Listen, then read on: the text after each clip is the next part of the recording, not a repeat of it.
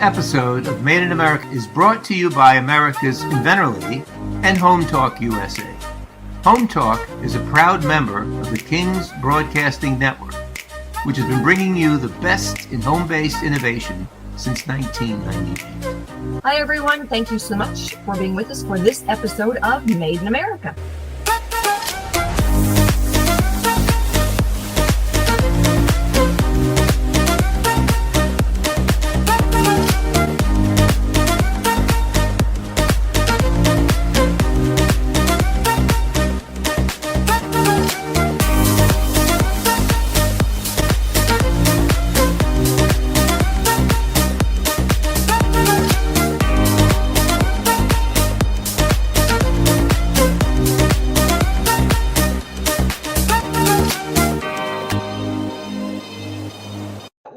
An episode of Made in America coming right up, and we love to tell the stories about people that are manufacturing or helping other inventors manufacture in America, because it's all about feet on the ground in America. This segment is brought to you by the law offices of RP Baraska. RPB law offices have been bringing corporate-level legal expertise to the independent inventor community for more than 20 years. For all your inventing legal needs, trust rpblawoffices.com. Welcome, America. That's right. This is the Made in America show right here on the King's Broadcasting Network. I want to welcome all of you that's tuning in from the Invent America show with my co-hosts and partner in crime, the inventor lady herself, Rita Crompton. This is Made in America, where we discuss Made in America issues. Well, Rita, a lot going on. What can I say? The president has really demonstrated again and again his sole priority is to make America great again. And I tell you, I'm very impressed what's going on, and the investments that's made here in the United States, and factories opening up, communities starting to dust off and having a little life. So a lot going on, Rita. And why you think there has been a rejudification or reinvention of what the atmosphere, if we had to put a pulse on this right now? What do you think is it the people, the government, or the president? I mean, what do you think? I think that there's a lot of things going on, and I think that there's really a lot of businesses out there that have been manufacturing. Heavens, I was part of the steel industry for 20 years. They were manufacturing here. All right, my husband was part of the paper industry. They were manufacturing here. And so it's taken its, the pendulum swings back and forth, as you see, now, there was less steel for a while. Things started coming back. We used to make cars here, and then they went overseas. And I think a lot of it was consumer based. The consumer wanted the cheapest price. Companies wanted the cheapest price. And then they started realizing, it took a few years, decades, realizing that cheaper is not better. We said in the last hour, it's like, they used to manufacture to last 4 decades. And then they went to the idea of, manufacturing for obsolescence. And now we're kind of getting back to that, manufacturing it for, so that it will last for decades. And, how many women would buy clothes made in China until they realized that, oh, yeah, they were 2 sizes too small, or they would shrink the first time you washed them. It's like, I'd rather pay $20 more and have it last me for, a few years. So I think we've learned some lessons. And now we're seeing companies, starting to come back.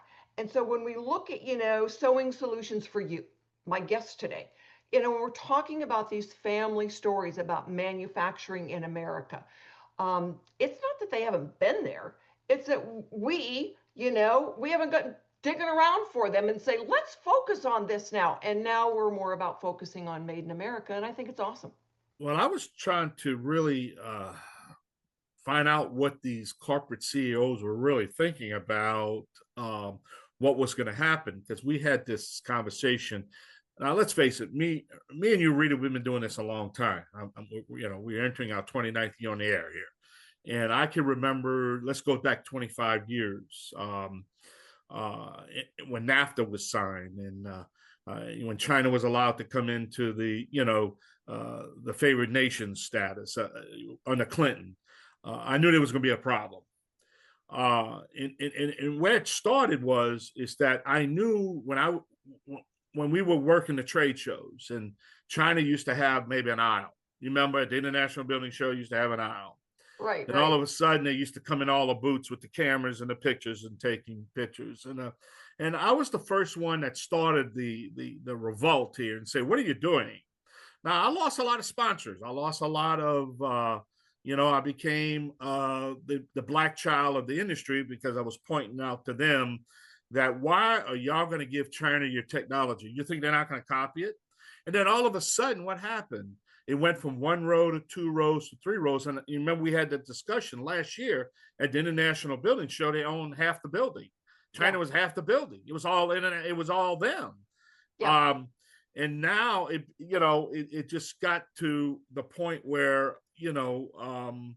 we just lost our way. And I just cannot understand, and a lot of the CEOs are not even there anymore. They got fired. I mean, they just made horrible decisions. But what you think was going to happen? But now you have an administration that's in here that's telling you, come back home. And if you don't come back home, then we're going to make through tariffs, we're going to make your product so expensive that you're not going to worry about coming home because you're going to I'm going to force you to start manufacturing here in the United States. So sometimes that's what it takes, Rita, just get hit on the head and say, you know what, if I want to come back in the United States, I better come back and manufacture here, or I'm going to have what he said this morning. I was watching 157% tariff on China if Xi don't come to the table in 2 weeks. You heard that? He just 157%. Go, man, go. Go, man, go. When we're looking at the big picture, yes, I see the pendulum swinging, and thanks to somebody who really understands business as opposed to politics. Yeah. And I think that's the advantage that we have with President Trump, is that he understands business. He's not been a politician all of his life, and that makes a huge difference. And we did better when our politicians had been business people and had to run a business and balance a stinking budget, for goodness sakes. Yeah. If you can't balance the budget, you go out of business, you lose your house. And when the government can't balance the budget, they should be thrown out of office. Well, one common denominating question I always ask all our guests sometimes that manufacture, and we've had many U.S. manufacturers on this show, right? And the most common question I ask them, now, how is your community thriving? What is happening to your infrastructure? What are you experiencing? And what is the common answer? Man, when we can manufacture, it's just a trickle-down effect to the whole picture of our city's infrastructure, our government, our city, taxes, community, God, police, safety, because you can invest in your community, and now you have the dollars to invest in your community, where the quality of life is a lot better in a community that supports American manufacturing compared to certain, I ain't gonna mention certain cities that really are anti-American. And we saw it a couple of days ago, the anti-American with the thing all across the country. Yeah. You know what I'm talking about here? I know. I call it I hate America. I hate America. And I look at really, I get to tell the stories of the things that are made in America and the companies that are manufacturing here. And I think that, as people start realizing there is manufacturing going on, and there has been, and they've got generations of stories about the ones that fought through it, and they changed, they made adjustments so that they could hang on to a market share. And I think that that's a big deal. And as we, show more and more to our consumers products that are being made here, they'll go look for them. It's like going and shopping at the Made in America store. All right. These things are all made in America. They have to prove it. And, there are other pavilions and other platforms that focus on made in America.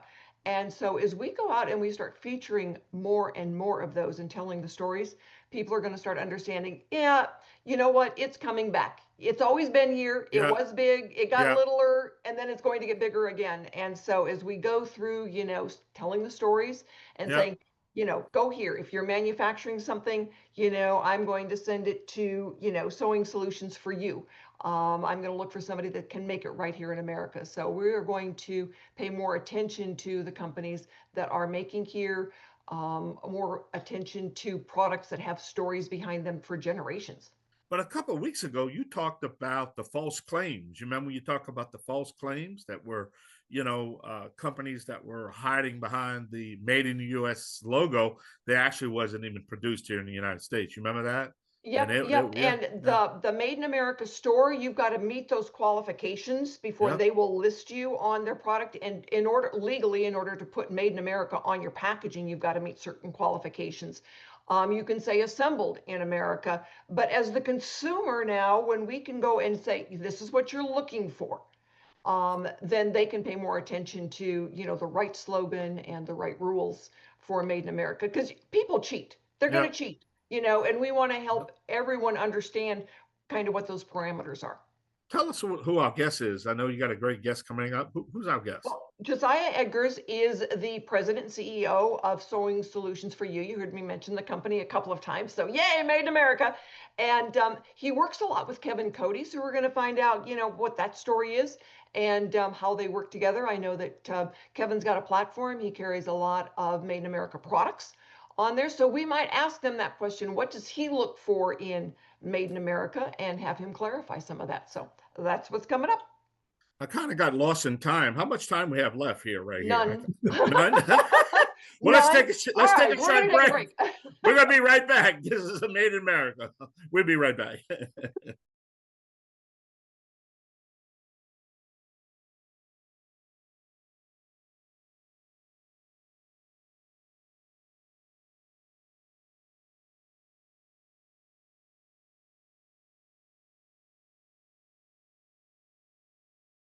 This is the Made in America show, along with the Cajun contractor, Michael King. Don't forget to listen to Home Talk USA, Invent America, Made America, right here, each week, every week on the King's Broadcasting Network at hometalkusa.com. Rita, I tell you, I'm excited to have our next guest. But we have to read our sponsor, right? We do, and our sponsor for this segment is Noah McNeely with Product Quick Start. He does help a lot of my inventors get from, that rough duct tape cardboard prototype to a manufacturer's prototype. And so we are very grateful to have Noah McNeely and Product Quick Start as our sponsor for this segment. My guest for this segment is Josiah Eggers, and he is the CEO and I don't know, are you the founder of? Yes, correct. Excellent, excellent. So Sewing Solutions for You. So Josiah, tell us what does the company do, and give us your story. That's what we're about here. We want to hear the story. Okay. Yeah. So we operate as a contract sewing company along with a cut and sew manufacturing side as well. So the contract sewing, sometimes we do for a lot of the products we make,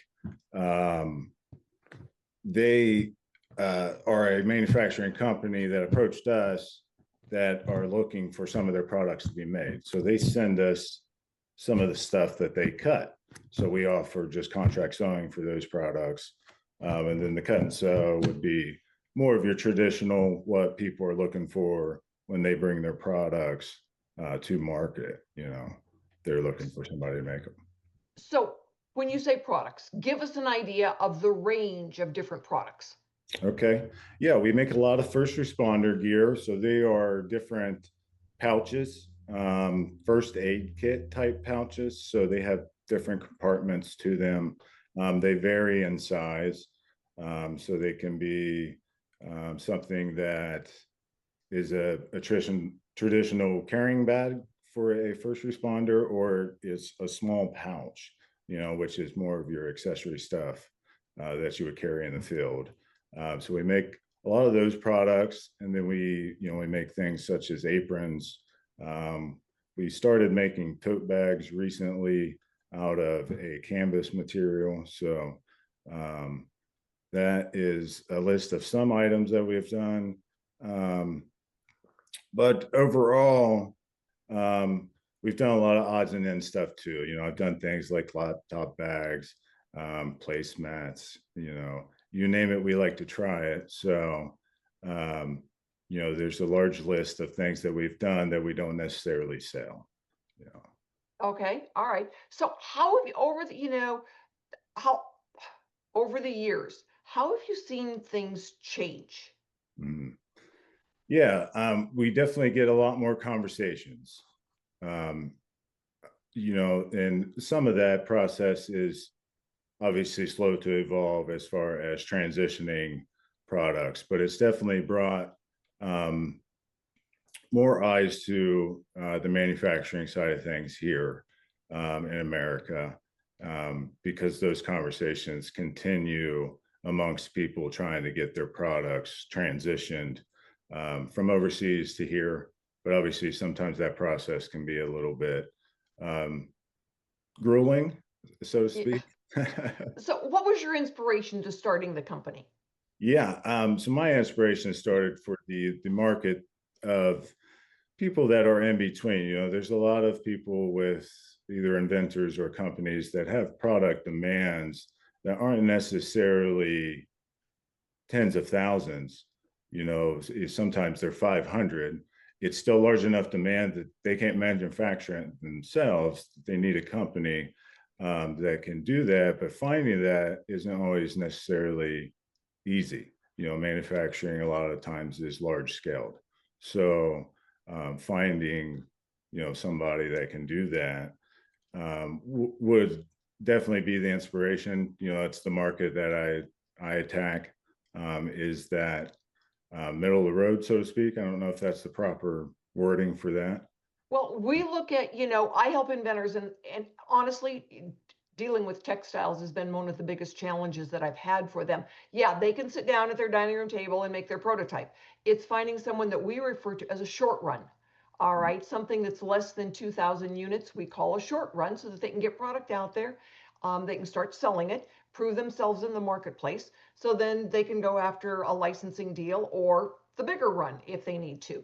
But that short run is really critical to the stages of inventing and being able to get products out there. So I get to send them all to you now. Well, we'd be certainly appreciative. So when we look at, textiles, I've come into contact with one gentleman that wants to make something of a material, a textile that's got copper in it. Mm. So things have changed. I mean, 20 years ago, it's like, all right, that's something that you put in your plumbing situation, not necessarily something you put in your material. But we've learned that copper, all right, will fight germs. Who knew that before the pandemic? The technology was out there, but I don't know anybody that was really paying attention to it. So things change. And then, so when you find yourself changing kind of with technology, I would imagine that over the last few years, that's been, that's had some impact on what you're doing. Yeah, absolutely. Change is inevitable. So you have to be willing to adapt. And sometimes it takes just more searching on my end when it comes to some of the new items, especially in fabrics or textiles. There's a lot of options out there. So just sourcing those sometimes is just extra effort on my end, so to Yeah. speak. So how did you get connected with Kevin? Yeah, Kevin and I met through LinkedIn. That would be definitely where our conversations began. And so then, all right, so you met each other there. What do you do for each other? How are you connected? Well, if I can break in here for a quick second, I think I could probably clarify that real quick. We have a couple different product categories at FLI Products that we sell today, and one of them is storage. And that's a category of product for us. So we have a couple different manufacturers, US manufacturers that we have in the storage category. And one of them, believe it or not, is a manufacturer called Rogers Manufacturing that makes milk crates. So I was looking for a solution because we had a presentation coming up with a major retailer, Walmart, and I was looking for a solution to be able to use the milk crate in a unique way. And we've had a long-standing relationship with Rogers Manufacturing, and they make two other products for us today, the Cordsafe and the Blade Guard, but they also make milk crates. And we said, how come you're not selling these milk crates at retail? Why are you only selling them to the milk industry? And they said, because that's the way we've always done it since 1896. That's some said, longevity. Yeah. Yeah. There's a great opportunity out here for additional product uses if we can figure out how to modify or adapt the product for those uses. And so one of them was delivering goods, right? When you go to Walmart, if you're a Walmart Plus customer, for instance, you would potentially order your product, order the things that you want to get ahead of time, go and pick it up at Walmart and bring it home. Well, the storage process and the ability to actually transport it safely could be a potential for a lot of people. All right, we're going to be right back with that. Yep. But right now we've got to run and pay some bills. So we will come right back with our guests, Kevin Cody and Josiah Eggers. Stick with us, everybody.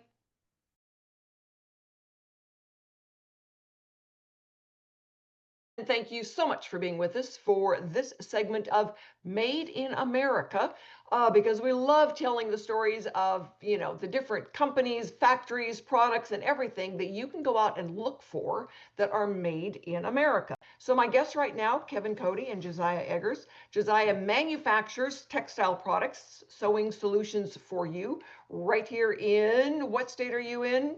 We're in Ohio. You're in Ohio. I was going to say Illinois. At least I was on the right side of the Mississippi. Maybe. Anyway, Kevin Cody, I know he just actually lives kind of right down the street from me. And we are east of the Mississippi. So we've had, some long history with manufacturing in America. Josiah, remind everybody, what is it that Sewing Solutions for You does and how long have you been around? Yeah, Sewing Solutions for You is a custom sewing, contract sewing, and cut and sew manufacturer. We've been around now. We're actually about 25 days out from our 2-year mark. And we are in southeastern Ohio and Logan, to be specific. I know the first time I saw Logan, I was thinking Logan, Utah, and it's like, no, that is the wrong state when I saw the details. So, it's not like when you were in 4th and 5th grade and said, I think I'll grow up and start a manufacturing plant. How did you come up with this? What was your inspiration? Yeah, so I got into textiles or product manufacturing with my previous employer. And we did a lot of manufacturing of fitness equipment, which revolved around fitness straps and carrying type pouch sleeves. They weren't real complex type of products. So that got me into the world of manufacturing and textile sewing. But then, my passion kind of grew from there as far as wanting to learn how to do other things besides cutting nylon webbing and sewing it together. There was a simplistic beauty of it. But the inspiration, for me was I wanted to try other products. The company I worked with, they wanted to stay with the same products they were making. They were, very content. So for me, it was a perfect time for me to break free and start trying to do some of those things. Well, excellent. Kevin, you've been, kind of involved in our conversations with Made in America products, and you've got your own section of your website. Tell our listeners a little bit about your products that are made in America. Yeah, so FLI Products, actually, we have close to 150 products, and about 80% of them are made in the USA. Good for you. So Awesome. it was a great segue in your previous conversations about the companies that are making product in the USA and continuing to make it just kind of quietly. And we've aligned ourselves with those companies in different ways to be able to manufacture product. Josiah is one of them.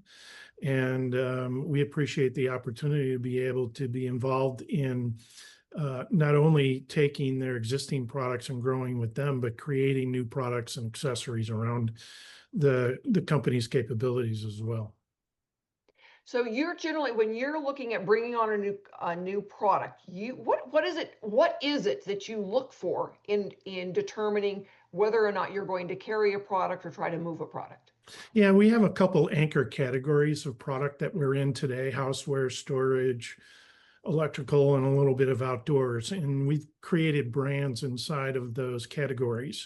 And so we want to be able to create an anchor product for a brand and then build it out.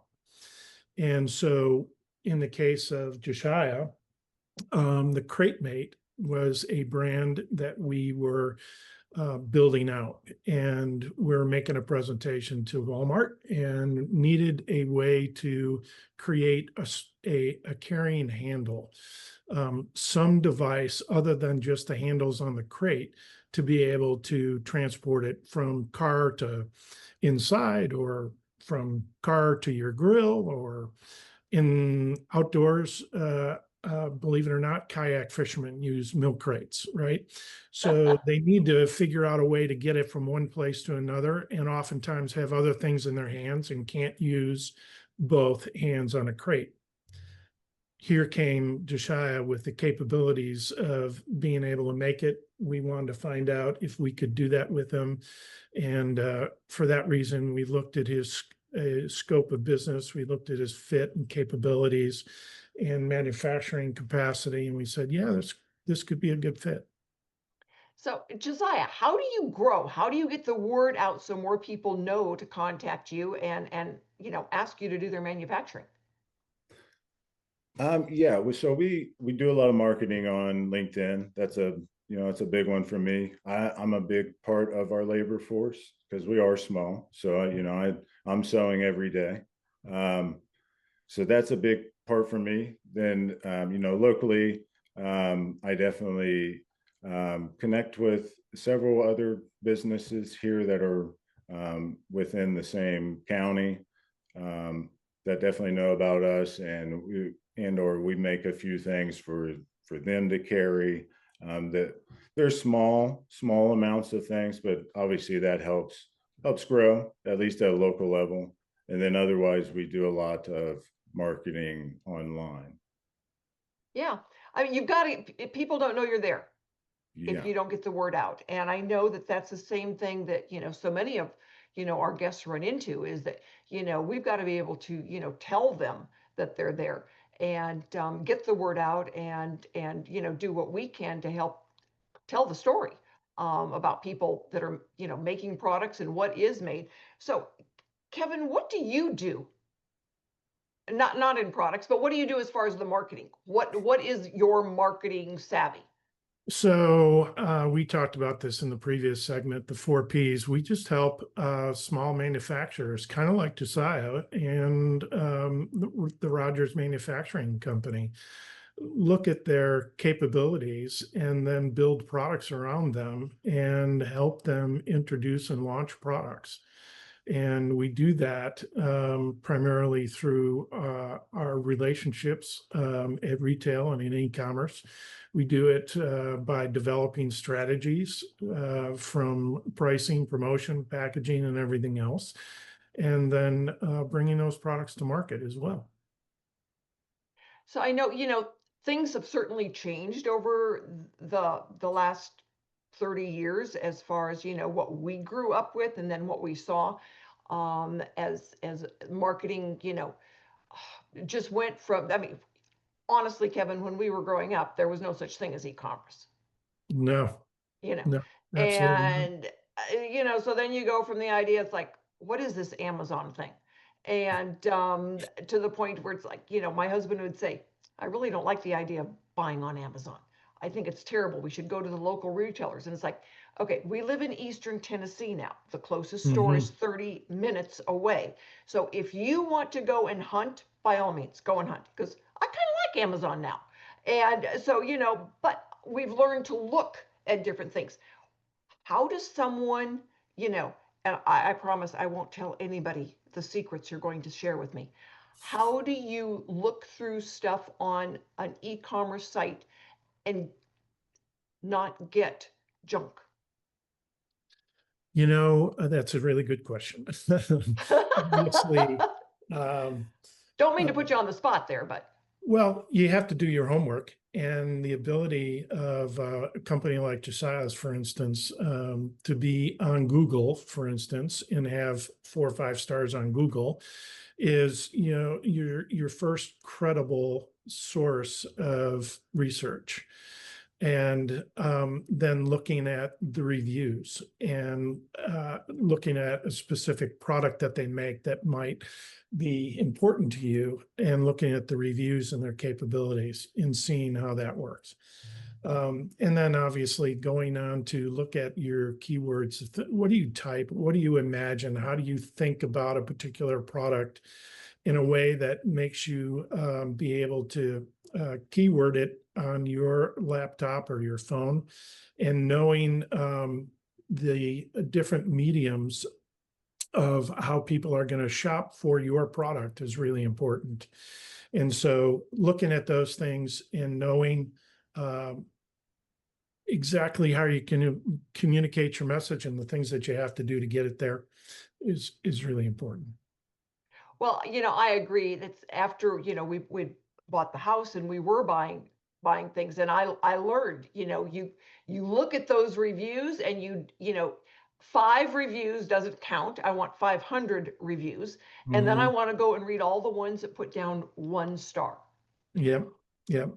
And You want to look at those 1 stars too, because some of them are fake. Well, some of the 1 stars are, but you want, you at least want a reasonable feedback on, anybody can do 5 stars and say how wonderful it is, but those aren't real either. So, I want a better idea of, how something is going to work. And they've started adding this return frequently. Well, then I don't want it. Right. So, and if I can't just walk down and hand it off and return it, it's like, cannot be returned, without paying freight. Well, 3 months on a boat back to China is not exactly, it's cheaper to go buy a new one than it is to do that. So, we are going to be right back, everybody, with another segment of Made in America. And it's so much fun to tell the stories about making in America and buying American-made products. So stick with us, everybody. We will be right back. We are going to go and pay some bills. If you're an inventor, or an inventor out there who would just like to be able to have a conversation with other inventors, join the Inventors Roundtable. It's free. The meetings are virtual, so you can be anywhere in America and talk to another inventor. And for a lot of folks out there, understanding the process, being able to ask questions, getting good service provider information is critical to the inventing process. So, got questions? Want to join? It's free. inventorsroundtable.org. Thank you so much for being with us for this segment of Made in America. And you know what, America? I am so proud of you for going out and looking for those tags that say Made in America. You will get a better product every single time. So my guests right now are Kevin Cody with FLI Products and Josiah Eggers with Sewing Solutions for You.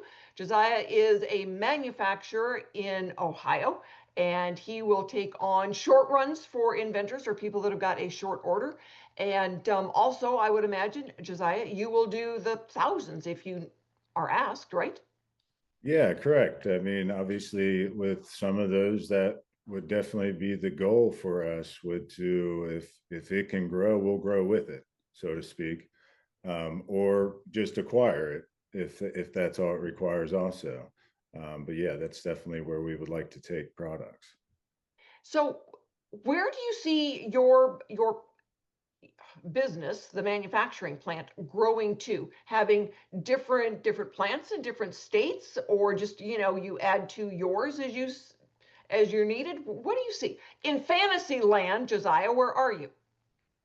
Yeah, I would like to grow where I am, so to speak, for at least for now. That's definitely the realm of thinking. So we would like to just grow here, and then continue to add more products with more companies as time goes on, and kind of see just where that takes us. So, well, we wish you the best, and we will do what we can to help get that word out about the company. Kevin, how about you? Where do you live in Fantasyland? My husband always teases me about that. He goes, "You're living in Fantasyland." It's like, I like it in Fantasyland. There are some times when you see good future projections out there. So, share with our listeners, where is your Fantasyland?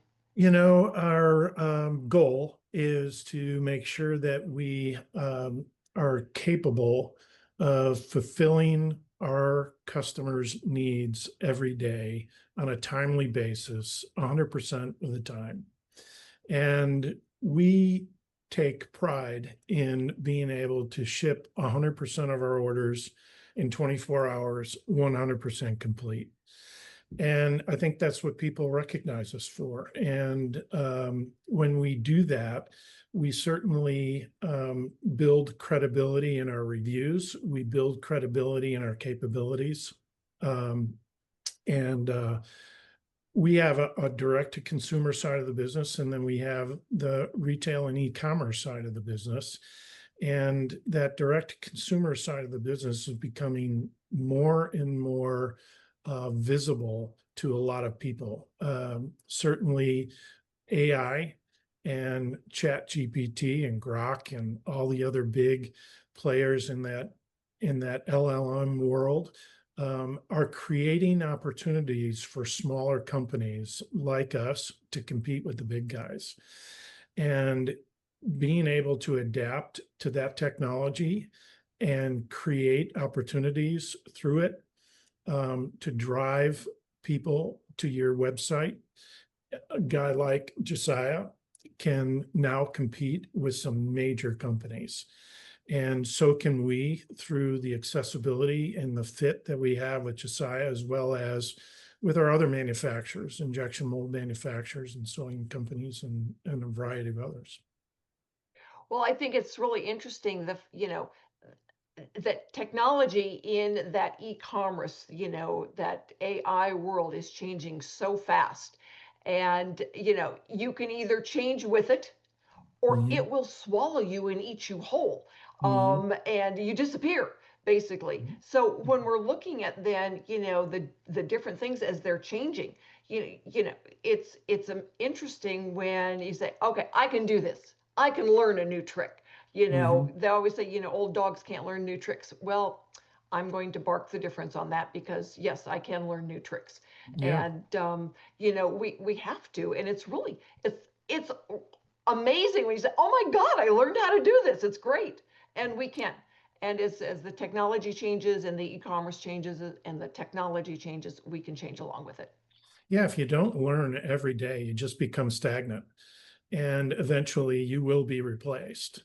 And so this is giving opportunity to those people who are willing to adapt and willing to learn and willing to continue to pursue their dream, an opportunity to do that. Absolutely. I always say it's like change is coming. Yep. It's going to happen. And, the next storm is on the horizon, the next sunrise is on the horizon, and you can go with it and change along with it and learn new things, and embrace it, or you get left in the dust. Yep. The AI part of this is becoming really, really critical across several disciplines in the business, product development being one of them, and the ability to understand who your customers are and reach them in unique ways is another part of it as well. Absolutely. And Josiah, you're a perfect example of this. When you were talking about the company you worked for, you said they didn't want to try the new things, and I did. So I left and I did it myself. Me do my own self, as my grandsons would tell me. Yeah, exactly. Change is good. It's a challenge, but I find it rewarding all the same. So for me, I accept it. Well, we are so glad that you accepted it.